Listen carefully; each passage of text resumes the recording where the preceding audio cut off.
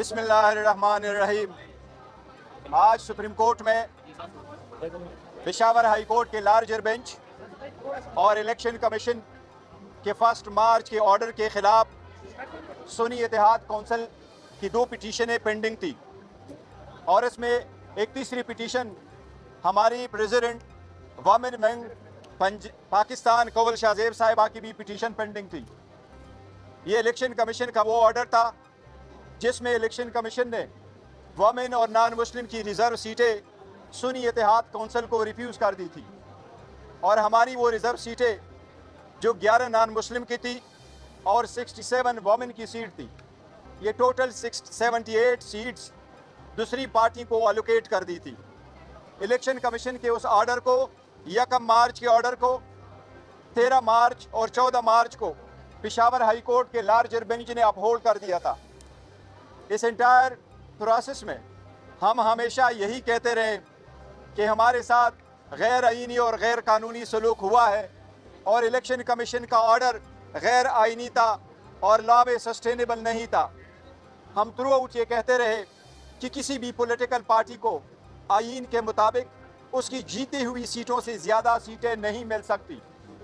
हम यही कहते रहे कि ये 80 सीटें जो सुन्नी इत्तेहाद कौंसिल की थी, जो पीटीआई बे कैंडिडेट्स ने सुन्नी इत्तेहाद कौंसिल को ज्वाइन करके जिस पे सुन्नी इत्तेहाद कौंसिल का हक था, ये उनकी थी।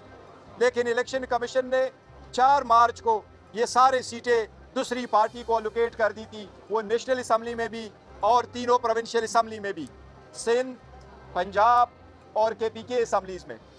पंजाब, सिंध और नेशनल असम्बली में वमेन और नॉन मुस्लिम ने ओथ उठाया था, जबकि हमारा यही स्टैंड था कि सुप्रीम कोर्ट फैसला करने दे। इसी वजह से केपीके में रिजर्व सीटों पे वोट नहीं लिया गया था। आज अल्हम्दुलिल्लाह सुप्रीम कोर्ट ने लीव ग्रांट कर दी है। इलेक्शन कमीशन का ऑर्डर 1 मार्च 2024 का और पेशावर हाई कोर्ट के लार्जर बेंच का ऑर्डर 14 मार्च 2024 का सुप्रीम कोर्ट ने सस्पेंड कर दिया है। सुप्रीम कोर्ट ने अल्हम्दुलिल्लाह ये भी डायरेक्शन दी है कि ये 78 मेंबरान साहिबान जो सीटों पे पार्लियामान आए हैं या असम्बलियों में जा चुके हैं, वो आइंदा किसी भी कानून साजी में वोट का इस्तेमाल नहीं करेंगे।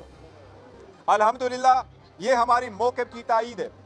हमने पहले मरतबा पहले दिन जिस वक्त नेशनल असम्बली का इजलास हुआ तो वोट उठाने से पहले हमने ये पॉइंट आउट कर लिया था कि सबसे पहले ये पार्लियामान उन लोगों से कंप्लीट हो जिनका ये हक बनता है।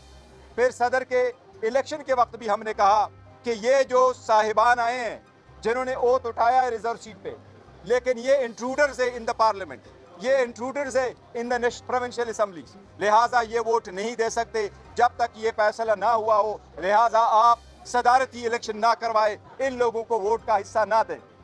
आज सुप्रीम कोर्ट ने फाइनली अल्हम्दुलिल्लाह ये फैसला कर लिया कि जो ये 78 सीटों पे आए हुए मेंबरान हैं, चाहे वो प्रोविंशियल असम्बली में चाहे वो नेशनल असम्बली में, वो किसी वोट देने का किसी तरह हकदार नहीं है। अल्हम्दुलिल्लाह इसके साथ जो आप सुनते चले आ रहे थे कि हुकूमत आईन में तरमीम करने जा रही थी, वो अपनी 2/3 मेजॉरिटी इन सीटों के बिना पे दिखा रही थी। अल्हम्दुलिल्लाह उसका सदबाब हो गया। अब इंशाअल्लाह ताला हुकूमत नाकाम होगी और वो 2/3 मेजॉरिटी से महरूम है। इस केस की फर्दर हेयरिंग इंशाअल्लाह 3 जून को होगी।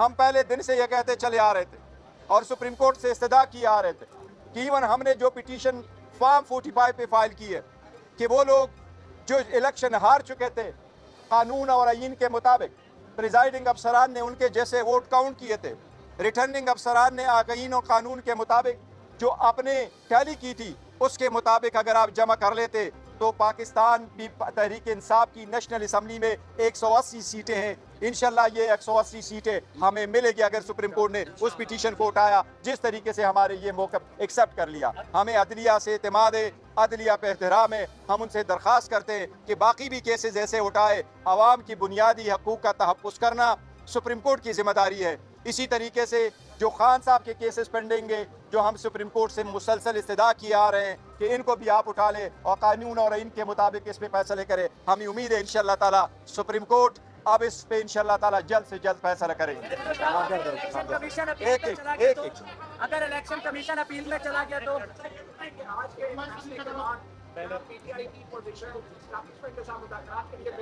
देखिए, जहां तक मुज़ाकरात का ताल्लुक है वो हम आपको बता चुके, एक बार फिर अफर्म करते एज वी स्पीक हमारी किसी के साथ कोई मुज़ाकरात नहीं हो रही, और हमने कहा है कि अगर मुज़ाकरात हुई, किस पॉइंट पे हुई, कब हुई, किसके साथ हुई, वो हम आपको ज़रूर बताएंगे। इस फैसले का मुज़ाकरात से कोई ताल्लुक नहीं, ये आईनी नुक्ता था आर्टिकल 51 का और आर्टिकल 106 का, और वोट का एक बुनियादी हक जो हमें मिलना था उसका एक ज़रूरी था। अल्हम्दुलिल्लाह आज सुप्रीम कोर्ट ने कर दिया, इंशाअल्लाह ताला ये फाइनल भी फैसला होगा तो हमारे हक में होगा।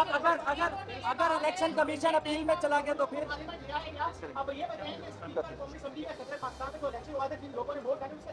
देखे, वो बिल्कुल सारे स्टेटस है, लेकिन सुप्रीम कोर्ट ने अभी जो पर्शन दिया वो प्रोस्पेक्टिवली के लिए किया कि आइंदा ये वोट नहीं दे सकते, वो पुराने वाले वो नहीं खोले, लिहाजा वो बाद में देखा जाएगा। लेकिन एज वी स्पीक फ्यूचर में ये लोग वोट नहीं कर सकते, किसी भी किस्म की कानून साजी में वोट का इनके पास कोई राइट नहीं है, कोई जो भी हो इसका। जहां तक आप अपील कह रहे हैं, अपील इस मैटर में अपील नहीं होती, ये पहला हमारी पिटीशन है, ये एक मरतबा सुनी जाए, इसमें अगर रिव्यू फाइल करते वो अलग बात होगी, लेकिन इंशाल्लाह ताला इसमें अभी जो न्यू ग्रांट हुई वो पॉइंट होंगे। राजा साहब बोलने पे मैंने भी कहा। देखिए 225 चाहिए मेजॉरिटी के लिए, आपके पास अगर मिल जाए तो आपकी 110 बनती है, अगर वो सारे मिल जाते नहीं, देखो हम कह रहे हैं अब उनके पास आईनी तरमीम के लिए 2/3 मेजॉरिटी मौजूद नहीं है।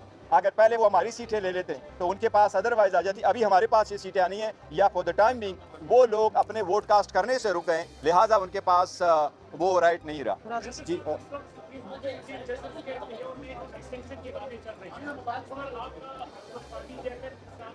देखिए, मैं as a party chairman Pakistan Tehreek Insaf का मौक़िफ़ यही रहा है, हम अदलिया को आज़ाद देखना चाहते हैं, इंडिपेंडेंट देखना चाहते हैं। यही रीज़न है कि जो जज साहिबान का लेटर आया है उसको भी विगोरसली हम करते हैं, हम जजेस में फ़र्क नहीं करते। लेकिन आईनी तरमीम करके पहले से हम कहते चले आ रहे हैं कि एक पर्सन बेस्ड लेजिस्लेशन नहीं होनी चाहिए, मच लेस कि आप कॉन्स्टिट्यूशन में अमेंडमेंट करें। हम इसको किसी सूरत सपोर्ट नहीं कर रहे हैं। किसी भी जज को उसके टेनेवर में एक्सटेंशन किसी सूरत नहीं होनी चाहिए। जो आर्टिकल 175A जो 18वीं तरमीम करके ये फैसले हो चुके थे, और उसके बाद 21वीं तरमीम, ये मैटर अब वो नहीं होना चाहिए, टच नहीं होना चाहिए, हमारा मौक़िफ़ है।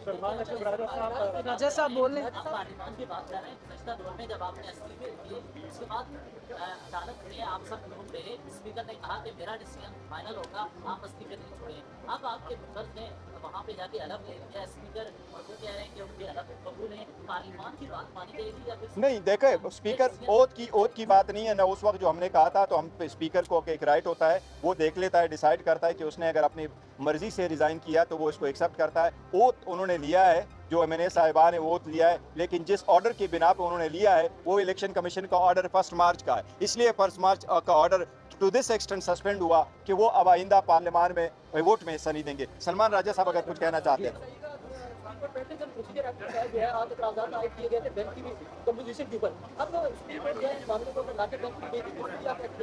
नहीं, बिल्कुल ये जरूरी है। जो प्रोसीजर एक्ट है 2023 का, उसमें आईनी मामलात हैं वो कम से कम 5 मेंबर बेंच के पास जाने चाहिए, और ऐसा ही होगा। आज सिर्फ लीव ग्रांट हुई है और एक अबूरी हुक्म हुआ है, ये 3 मेंबर बेंच कर सकता था, लेकिन हतमी फैसला जो है इस मामले का वो 5 मेंबर या उससे बड़ा बेंच ही करेगा, जो 3 जून से हियरिंग शुरू करेंगे। ये इंतहाई मैं समझता हूँ आज एक मुबारक दिन है। जो लोग ये समझते थे कि फरेब और धांधली की बुनियाद पर वो एक पार्लियामान कायम कर लेंगे और फिर उस पार्लियामान के जरिए वो आइन का हुलिया बिगाड़ेंगे, आज उनको शिकस्त हुई है। और हम समझते हैं कि बिलाखिर इस मुल्क में आइन और कानून की ही फतह होगी, अवाम की फतह होगी। अवाम ने जो मैंडेट हमें दिया है वो सामने आएगा, और इस मुल्क में कानून साजी अवाम के मैंडेट से होगी। ऐसा नहीं होगा कि एक मकसद हासिल करने के लिए, धांधली को दबाम बख्शने के लिए आप कानून साजी करें, आप आइन साजी करें। ये ना अवाम होने देंगे और ना पाकिस्तान की अदलिया होने देगी। हमें आज नजर आ रहा है कि पाकिस्तान की अदलिया आईने पाकिस्तान के साथ खड़ी है। हमें नजर आ रहा है कि पाकिस्तान के अवाम आईने पाकिस्तान के साथ खड़े हैं, जमहूरियत के साथ खड़े हैं। और आज हम पैगाम देना चाहते हैं उन तमाम कुव्वतों को जो ये समझते हैं कि वो फरेब और धोखे से पाकिस्तान के अवाम को हरा सकते हैं, पाकिस्तान के आइन को हरा सकते हैं। ऐसा हम हरगिज़ नहीं होने देंगे। हम अदालत में भी अपनी जद्दोजहद जारी रखेंगे और सियासी सतह पर भी अपनी जद्दोजहद जारी रखेंगे। और मैं आपको खुशखबरी सुनाता हूँ आज कि फतह अवाम की होगी, फतह आइन की होगी, फतह सच्चाई की होगी। और आज ये पहला कदम था जो हमने उठाया। जी कंवल शाह साहब। जी, मैं बिस्मिल्लाहिर्रहमानिर्रहीम, नस्रुम मिनल्लाहि व फतहुन करीब। सबसे अच्छी बात यह है कि प्रोपोर्शन ऑफ रिप्रेजेंटेशन, और जो अवाम ने जिस पार्टी को या जिस कैंडिडेट को वोट दिया है उसकी सैंक्टिटी पे बात हुई अंदर, और उससे जो जमहूरियत की स्पिरिट पे बात हुई है, कॉन्स्टिट्यूशन की स्पिरिट पे बात हुई है।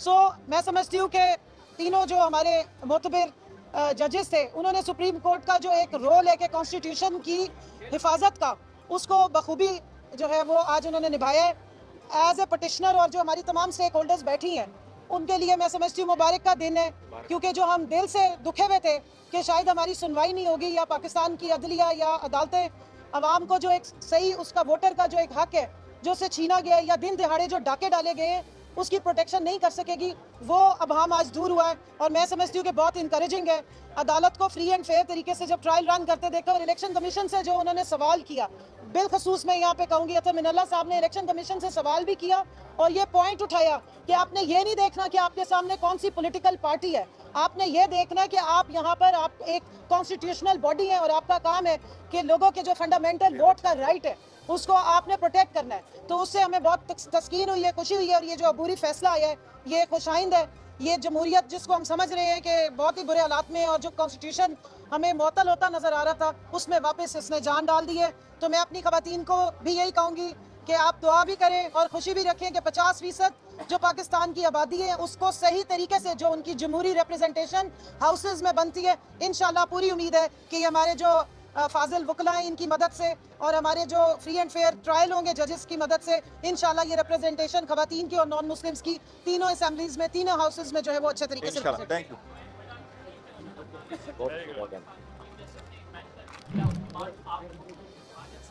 कमेटी ने दिया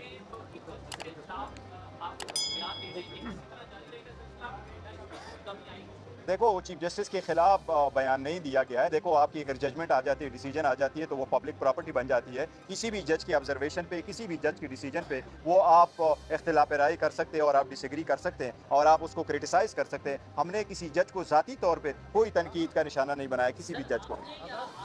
हमारी पार्टी ने भी किसी ने नहीं कहा। देखे बाज़ाबिता मैं आपको बताता हूँ, बाज़ाबिता प्रेस कॉन्फ्रेंस की है, बिल्कुल की है उन्होंने। मैं ये कह रहा हूँ कि किसी भी जज की डिसीजन को, उसकी ऑब्जर्वेशंस को वो आप क्रिटिसाइज कर सकते हैं, उससे डिसएग्री कर सकते हैं, लेकिन ज़ाती तौर पर हमने किसी भी जज को ऊपर आने वाला नहीं है। जो उनके घरों तक जाते थे और उनके मदर इन लॉज तक जाते थे, कभी किसी ने ऐसा वो नहीं किया। शुक्रिया जी आप लोग, थैंक यू।